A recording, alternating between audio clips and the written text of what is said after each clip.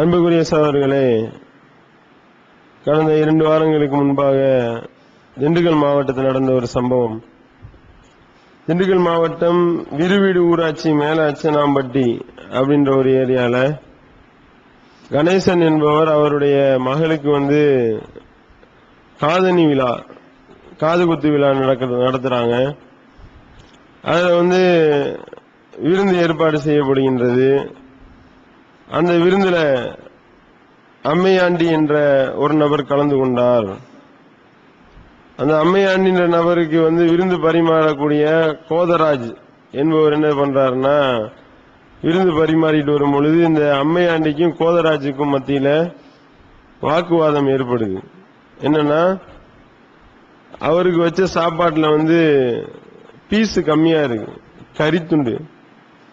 அதனால கறி கூட வையா அப்படின்னு சொல்லி அவர் சொல்ல, உனக்கு நிறைய தான் வச்சேன் அப்படின்னு அவர் சொல்ல, 2 பேருக்கும் கடுமையான சண்டையில அந்த கோதராஜ் என்பவர் அம்மையாண்டியினுடைய காதை கடிச்சு துப்பிட்டாரு அப்படின்னு சொல்லி செய்தி போட்டிருக்கிறாங்க. காதணி விழால காதை காணாம், ஒரு ஆளுடைய காது. அடுத்து பாத்தீங்கன்னா, அதே இன்னும் ஒரு 3 வாரத்துக்கு முன்னாடி அப்படியே பின்னோக்கி போனோம்னா, ஓசூர்ல நடந்த ஒரு சம்பவத்தை போட்டிருக்கான்.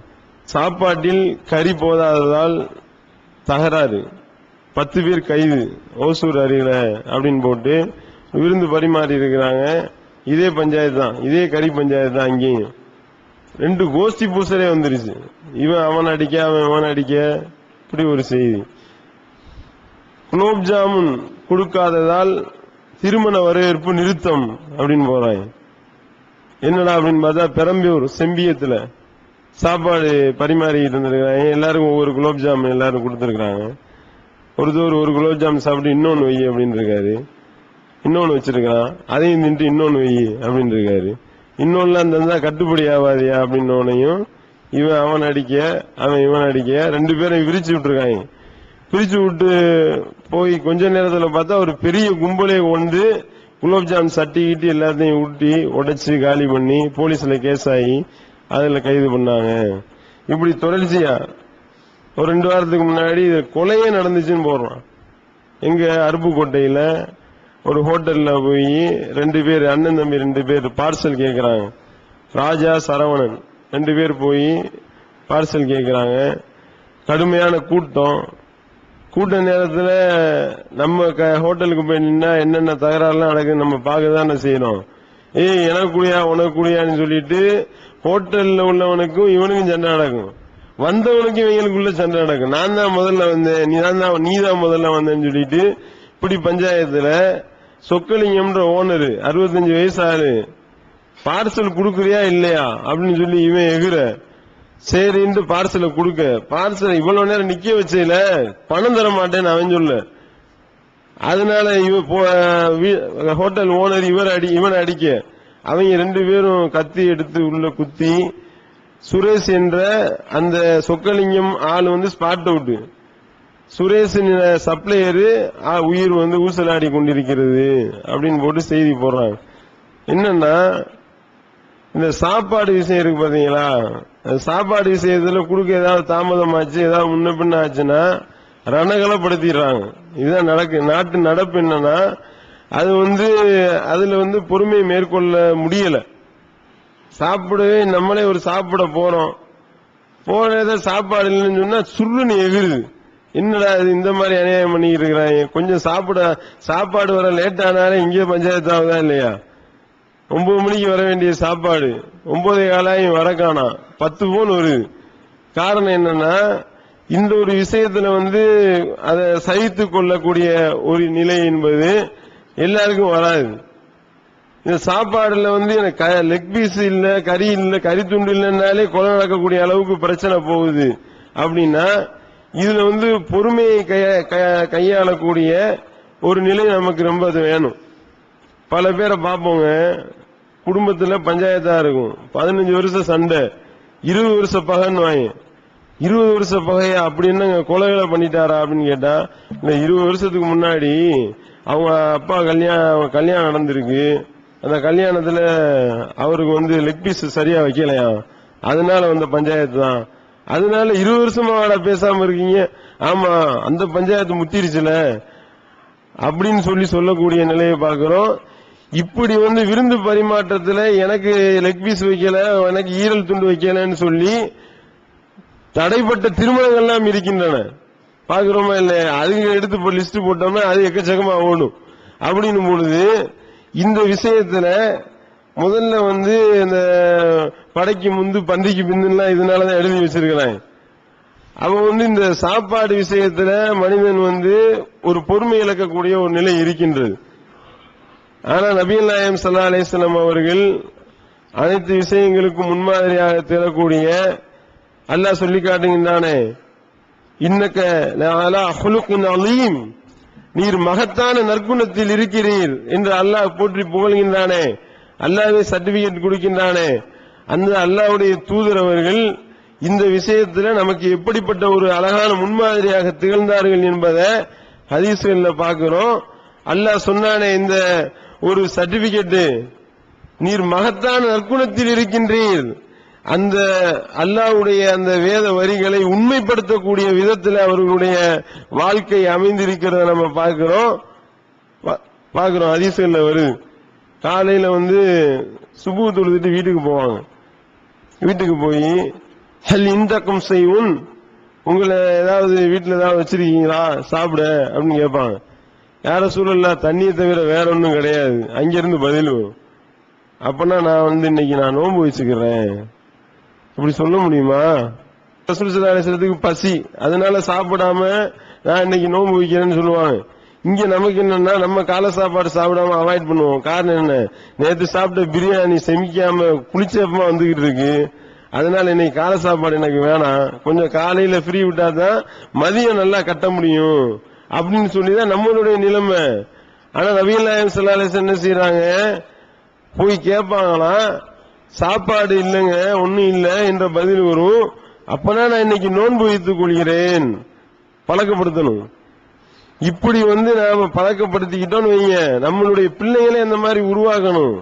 இதனால பார்த்தோம்னா அந்த சாப்பாடு என்னத்தையா ஒரு உணவுப் பொருளை வாங்கி கேட்டு வீட்டையே ரணகலப்படுத்தலாம். ஒன்னும் செய்ய முடியல. பசங்க பண்றாங்களா இல்லையா?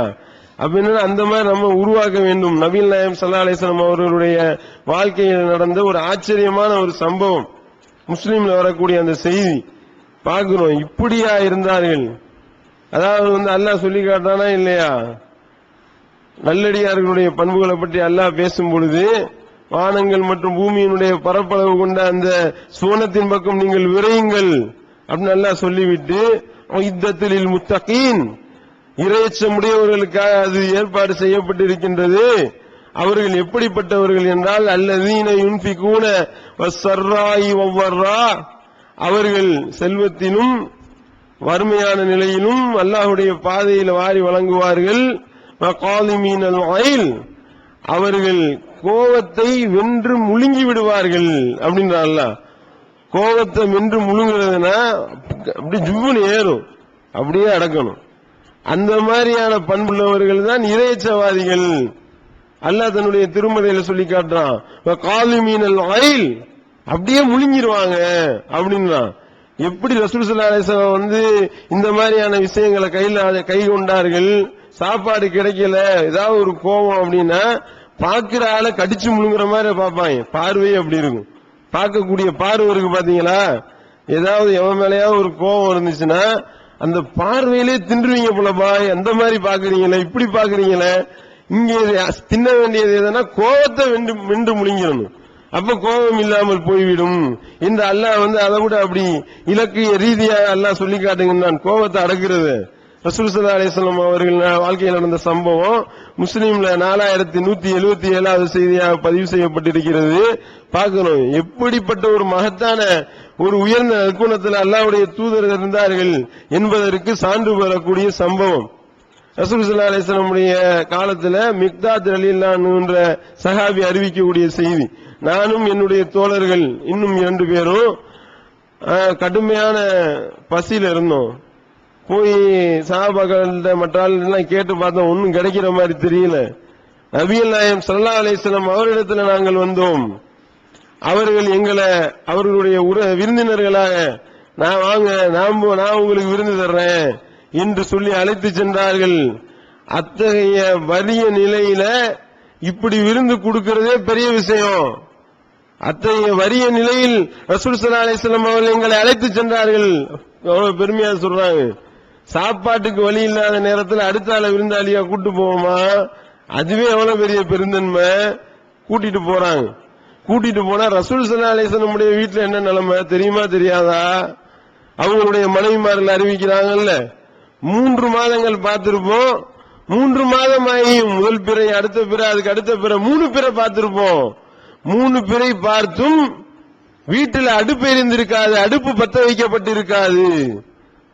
சோறே ஆக்க மாட்டீங்களா, சாப்பாடே ஆக்க மாட்டீங்களா அப்படின்னு சொல்லி கேள்வி கேட்கும் பொழுது என்ன பதில் வருது? அதான் 2 பொருள் தான் எங்களுக்கு சாப்பாடு, தண்ணி பேரிச்சம்பளம். ரசூல் ஸல்லல்லாஹு அலைஹி வஸல்லம் மனைவிமார்கள் அறிவிக்கக்கூடிய செய்தியை பார்க்கின்றோமா? அப்படி இருக்கிற நிலையில விருந்து கூட்டிட்டு போறாங்க. ஒரு 3 பெட்டை ஆடுகள் இருக்கின்றது. அந்த ஆடுகளில் இருந்து பால்களை கறந்து குடிக்க சொல்லி ரசூல் ஸல்லல்லாஹு அலைஹி வஸல்லம் அவர்கள் ஐடியா கொடுக்கறாங்க. அவங்களுடைய கண்ட்ரோல்ல உள்ள ஆடு, இந்த மாதிரி இந்த ஆட்டுல பாலை கறந்துக்கிறீங்க, நீங்க 3 பேர் இருக்கீங்க, நான் ஒரு ஆள் இருக்கிறேன், நம்ம 4 பேர் இதுல இருந்து ஷேர் பண்ணிக்கிறோம் அப்படின்னு சொல்லி டைரக்ஷன் கொடுத்தாச்சு. கொடுத்துட்டா டெய்லி இப்படி ஓடிக்கிட்டு இருக்கு. டெய்லி பாலை குடிச்சுக்கிட்டு இருக்கிறாங்க. ஒரு நாள் என்ன ஆகுதுன்னா, அந்த பாலை குடிச்ச மிக்தாத் என்ன பண்றாரு, ரசூல் ஸல்லல்லாஹு அலைஹி வஸல்லத்துக்கு பால் எடுத்து வச்சிருக்கிறாங்க. பால் எடுத்து வச்சிருந்தா தூங்கிட்டு இருக்கும் பொழுது சைத்தான் உள்ளத்துல போடுறான். இப்படிதான் சைத்தான் கிளப்பி விடுவான். என்னடா இது ஏன் சும்மா இருக்கிற, அதுதான் இருக்கு பாரு பால். ரசூல் ஸல்லல்லாஹு அலைஹி வஸல்லம் எத்தனை வீட்டுக்கு போறாங்க, எவ்வளவு அன்சாரிகளை பார்ப்பாங்க, அவங்க அன்பளிப்பு எல்லாம் கொடுக்க தானே செய்வாங்க, சாப்பிட்டு தானே வருவாங்க, நீ பால் எடுத்து அடிச்சு விடு அப்படின்னு சைத்தான் உள்ளத்துல போடுறான். அப்ப இவரு பாக்குறாரு, ஆமா ரசூல் ஸல்லல்லாஹு அலைஹி வஸல்லம் நிறைய வீட்டுக்கு போறாங்களே, சாப்பிட்டுலாம் வருவாங்கல்ல, நம்ம குடிச்சிட வேண்டியதுதானே அப்படின்னு சொல்லி நைசா போய் அல்லாஹ்வுடைய தூதருக்காக எடுத்து வைக்கப்பட்ட பால்ல இருந்து அடிச்சிடுறாரு. அடிச்சுட்டு வெறும் பாத்திரத்தை வச்சுட்டு படுத்துறாரு. படுத்தா அவர் சொல்றாரு, குற்ற உணர்வு எனக்கு தூங்க விடல, என்னுடைய 2 சாக்கள் நல்லா இழுத்து பொத்திட்டு தூங்குறாங்க, எனக்கு மூஞ்சியை பொத்துனா காலு மறைய மாட்டேனுது, காலை இழுத்து விட்டா மூஞ்சி பொத்தல, மூஞ்சி மறைய மாட்டேனுது, குற்ற உணர்வுலேயே பயம், நடுங்கிட்டு இருக்கிறேன். ரசூல் ஸல்லல்லாஹு அலைஹி வஸல்லம் என்ன செய்ய போறாங்க, பசியோட வருவாங்களே, பால் கிடைக்காட்டி என்ன ஆகும், பாத்திரத்தை பார்த்துட்டு என்ன சொல்ல போறாங்க இன்று அந்த குற்ற உணர்வு என்னை வாட்டி வதைத்துக் கொண்டிருந்தது. அப்படியே நைசா படுத்துக்கிட்டே பாக்குறான், என்னதான் ரசூல் ஸல்லல்லாஹு அலைஹி வஸல்லம் செய்ய போறாங்களோ தெரியலையே என்று பயந்து கொண்டு படுத்துக் கொண்டிருந்த நேரத்தில் ரசூல் ஸல்லல்லாஹு அலைஹி வஸல்லம் உள்ள வர்றாங்க. உள்ள வரும் பொழுது ரசூல் ஸல்லல்லாஹு அலைஹி வஸல்லம் அவர்கள் சலாம் சொல்வார்கள். அவர் சொல்றாரு பாருங்க, அதுல கூட எப்படிப்பட்ட ஒரு உயர்ந்த மகத்தான சலாம் சொல்றதுல ஒரு முன்மாதிரியை பாருங்க. வீட்டுக்குள்ள ரசூல் ஸல்லல்லாஹு அலைஹி வஸல்லம் அவர்கள் நுழைவார்களே ஆனால் சலாம் சொல்வார்கள். அவர்கள் சொல்லக்கூடிய சலாத்தினால் தூங்குபவர்கள் விழிக்காத அளவுக்கும் அதே நேரத்தில் விழித்திருப்பவர்களுக்கு கேட்கக்கூடிய அளவிற்கும் சலாம் சொல்வார்கள். உள்ள என்ட்ராகும் பொழுது சலாம் சொல்லுவாங்க. தூங்குற ஆளுக்கு அது டிஸ்டர்பா இருக்காதான், அதே நேரத்தில் முழிச்சிருக்கிற ஆளுக்கு காதுல விழுவுமா, அந்த அளவிற்கு அல்லாஹ்வுடைய தூதர் அவர்கள் சலாம் சொல்லிக் கொண்டு உள்ளே நுழைவார்கள். எப்பயுமே உள்ள வந்தாங்கன்னா பள்ளிவாசலும் வீடும் அட்டாச்மெண்ட் ஆகும், பக்கத்துல தான் இருக்கும். பள்ளிக்குள்ள போய் தொழுவாங்க, தொழுதுட்டு பாலை குடிப்பாங்க. இது அவங்களுடைய அன்றாட செயல். போனாங்க, தொழுதாங்க, டென்ஷன் எகிருதி வரைக்கும் அப்படி பாத்திரத்தை எடுக்கிறாங்க. எடுத்து பார்த்தா ஒன்னதையும் காணோம். இவ்வளவு பசியா இருக்கக்கூடிய ஒரு நபரு, அவருக்கு குடிக்க பால் இல்லாட்டி என்ன ஆகும், கொஞ்சம் யோசனை பண்ணி பாருங்க. நம்ம இந்த மாதிரியான நிலையில நமக்கு இருந்துச்சுன்னா கொலைப்பட்டு நீ காலையில இருந்து சாப்பாடு இருக்குன்னு சொல்லி கூப்பிடுறான், கூப்பிட்டு விட்டு சாப்பாடு இல்ல அப்படின்னு யாராவது சொன்னார்களே, நம்மளால ஜீரணிக்க முடியுமா? ரசூல் ஸல்லல்லாஹு அலைஹி வஸல்லம் அவர்கள் பாத்திரத்தை பார்த்துட்டு கீழே வச்சுட்டு அப்படின்னு வானத்தை நோக்கி பாக்குறாங்க. பார்த்தா அவரு, நம்ம இன்னைக்கு செத்தோம், நம்ம அழிந்தோம், அல்லாஹ்வுடைய தூதர் அவர்கள் நமக்கு எதிராக இப்பொழுது பிரார்த்தனை செய்ய போகிறார்களே, நான் என்ன ஆக போறேன் தெரியல அப்படின்னு சொல்லி அவர் பயப்படுறாரு. அப்படி பயப்படக்கூடிய நிலையில அல்லாஹ்வுடைய தூதர் அவர்கள் ஒரு பிரார்த்தனையை செஞ்சாங்க. என்ன ஒரு பிரார்த்தனை? அல்லாஹும்ம அத்தீம் மன் அதாமனி வ அஸ்கி மன் அஸ்கானி. என்ன அர்த்தம்? இந்த பாலை குடிச்ச நாசமா போகட்டும் அப்படின்னு அர்த்தமா? அல்லாஹும்ம அத்தீம்மன் அத்தமனி அஸ்கீமன் அஸ்கானி, அல்லாஹ் எனக்கு உணவளித்தவருக்கு நீ உணவளிப்பாயாக, எனக்கு நீர் பருக கொடுத்தவருக்கு நீ பருக கொடுப்பாயாக. இப்படிப்பட்ட ஒரு துவா பாருங்க. சுப்ஹானல்லாஹ். எப்படி இப்படி விட்ட ஒரு நல்ல அழகான பண்பை ஒருவர் வளர்த்துக் கொள்வது என்பது எப்படிப்பட்ட ஒரு நிலையா இருக்கும். இப்படி ஒரு ஆள் துவா செய்ய முடியுமா? இது யாருக்கு நம்ம சொல்லிக்கிட்டு இருக்கோம்? விருந்தளித்தவருக்கு ஓத வேண்டிய துவா அப்படின்னு போட்டு இந்த துவாவை நம்ம வெளியிடணும். ரசூல் ஸல்லல்லாஹு அலைஹி வஸல்லம் விருந்து சாப்பிட்டா ஓதுனாங்க. நம்ம இங்க மூக்கு முட்டை பிரியாணி சாப்பிட்டு ஓதுவோங்க. அல்லாஹ்வுடைய தூதர் அவர்கள் கொலைப்பட்டினியா இருக்கிற நேரத்தில் குடிக்க பால் இல்லாம வெறும் பாத்திரத்தை பார்த்து விட்டு அல்லாஹும்ம அத்தீம்மன் அத்தமனி அஸ்கீமன் அஸ்கானி அப்படின்னு ஓதுனாங்கன்னா எப்படிப்பட்ட ஒரு வாழ்க்கை முறை! இப்படி ஒரு ஆள் பழக்கப்படுத்திக்கிட்டான்னா கோபத்துல போய் கொலை பண்ணுவானா? கோபத்துல காதை கடிச்சு துப்புவாங்களா? இப்படிப்பட்ட ஒரு நிலை ஏற்படுமா? சாப்பாடுல எனக்கு லெக் பீஸ் வைக்கல, எனக்கு கறி துண்டு வரல அப்படின்னு சொல்லியான இப்படிப்பட்ட தகராறுகள் நடக்குமா? அப்ப ரசூல் ஸல்லல்லாஹு அலைஹி வஸல்லம் அவருடைய வாழ்க்கையிலிருந்து அப்படி அழகான முன்மாதிரியை பார்க்கின்றோம். அப்ப அந்த சஹாபி சொல்றாங்க, அதுக்கு தொடர்ந்து ரசூல் ஸல்லல்லாஹு அலைஹி வஸல்லம் அந்த பிரார்த்தனைக்கு உரியவனா நான் மாறணும் என்று நான் நினைத்தேன். உடனே கிளம்புனேன். ஏதாவது ஒரு ஆட்டை விட்டு அறுத்து விருந்து வச்சிடணும்னு போனேன். ஒரு ஆட்டை அறுக்கலான்னு பார்த்தேன். அந்த ஆட்டினுடைய மடி எல்லாம் நிரம்பி இருந்தது. பால் கறந்துட்டா எங்க இருக்கும்? ஆட்டுல எங்க இருக்கும்? ஒரு தடவை கறந்து முடிச்சுட்டா அடுத்த நாள் தானே அது உணவு உண்ணணுமா இல்லையா? அப்படி இருந்த நிலையில பார்த்தா நிரம்பி வலியுது மடி. திருப்பி பாலை கறக்குறாங்க. கறந்து கொண்டு வந்து அல்லாஹ்வுடைய தூதருக்கு நீட்டுறாங்க. எதுக்கு? இந்த பிரார்த்தனை, எனக்கு உணவளித்தவருக்கு நீ உணவளிப்பாயாக, எனக்கு பருக கொடுத்தவருக்கு நீ பருக கொடு என்று அல்லாஹ்வுடைய தூதர் அவர்கள் கேட்ட அந்த பிரார்த்தனை இருக்கின்றது. அந்த பிரார்த்தனையினுடைய பலன் எனக்கு வர வேண்டும் என்று அவர் நினைக்கின்றார், விரும்புகின்றார். ரசூலுல்லாஹி அலைஹி வஸல்லம் வாங்குறதுக்கு முன்னாடி கேட்டாங்களாம், இன்னைக்கு உள்ள பாலை நீ குடிச்சியாப்பா அப்படின்னு கேட்டாங்களாம். இவங்களுடைய பாலையும் சேர்த்து அவர் குடிச்சு வச்சிருக்காரு. அவர்கிட்ட கேட்கிற கேள்வியை பாருங்க. இன்னைக்கு உள்ள பால், இன்னைக்கு உனக்குள்ள பால் கிடைச்சிச்சா இல்லையா? தனக்கு கிடைக்காம போன மாதிரி அவருக்கு கிடைக்காம போயிருக்குமோ? அப்படி அவருக்கு கிடைக்கலன்னு சொன்னா அவருக்கு பாலை கொடுக்கலாமோ என்று ரசூல் ஸல்லல்லாஹு அலைஹி வஸல்லம் இப்படி ஒரு கேள்வியை கேட்டாங்கன்னா சுப்ஹானல்லாஹ், எப்படிப்பட்ட ஒரு வாழ்க்கை முறை! இப்படிப்பட்ட ஒரு தூதர் தானே அல்லாஹ் நமக்கு முன்மாதிரியா வழங்கி இருக்கின்றான். இப்படிப்பட்ட தூதரை பின்பற்றுவது என்பது எப்படிப்பட்ட ஒரு மறுமை வெற்றிக்கு அழகான வழிகாட்டுதலாக அமைந்திருக்கும். இந்த இம்மையில எந்த அளவுக்கு கண்ணியத்தை நமக்கு பெற்றுத்தரும். அப்ப கேட்டு விட்டு யார சொன்ன நான் குடிச்சிட்டேன் அப்படின்னு ரசூல் ஸல்லல்லாஹு அலைஹி வஸல்லம் பாலை குடிக்கிறாங்க. குடிச்சா சந்தோஷம் தாங்க முடியல. கட்டந்து உளுந்து சிரிக்கிறாராம். உளுந்து சிரிக்கிறத பார்த்துட்டு ரசூல் ஸல்லல்லாஹு அலைஹி வஸல்லம் சொல்றாங்க, மிக்தாதே, நீ செய்யறத பார்த்தா ஏதோ ஒரு சேட்டை ஒண்ணு பண்ணிருக்கிற மாதிரி தெரியுது அப்படின்னு நடந்த விஷயத்தை ஃபுல்லா ஒப்பிக்கிறார். யார சொல்லலாம், அந்த மாதிரி நான் குடிச்சிட்டேன், பயந்துகிட்டு இருந்தேன் அப்படின்னு வானத்தை பார்த்தவனே அரண்டேன். எனக்கா நீங்க பிரார்த்தனை செஞ்சீங்களே, இந்த பிரார்த்தனையுடைய பலனை அடைய வேண்டும் என்பதற்காக நான் உங்களுக்கு இந்த பாலை கறந்துட்டு வந்தேன் அப்படின்னு சொன்னவனையும் ரசூல் ஸல்லல்லாஹு அலைஹி வஸல்லம் சொல்லிருக்காங்க, முன்னாடி சொல்லிருக்க வேண்டியதானப்பா, ஏன்பா இதுக்கே இவ்வளவு பயப்பட சொல்லிவிட்டு இது அல்லாஹ்வுடைய கருணையே ஆகும் என்று அல்லாஹ்வுடைய தூதர் அவர்கள் சொன்னார்கள் அப்படின்ற செய்தியை பார்க்கிறோம். இந்த செய்தியும் பார்க்கிறோம். இங்கிட்டு சாப்பாடுல கறித்துண்டு இல்லைன்னு கைது பண்ணாங்க. குலோப்ஜாமுக்காக திருமண வரவேற்பு தடைப்பட்டது அப்படின்றத பார்க்கிறோம். இதெல்லாம் எப்படிப்பட்ட ஒரு தூதரை நாம் தலைவராக ஏற்றிருக்கின்றோம் என்பதற்கு ஒரு அழகான சான்று பெறக்கூடிய விஷயமாக இருக்கின்றது.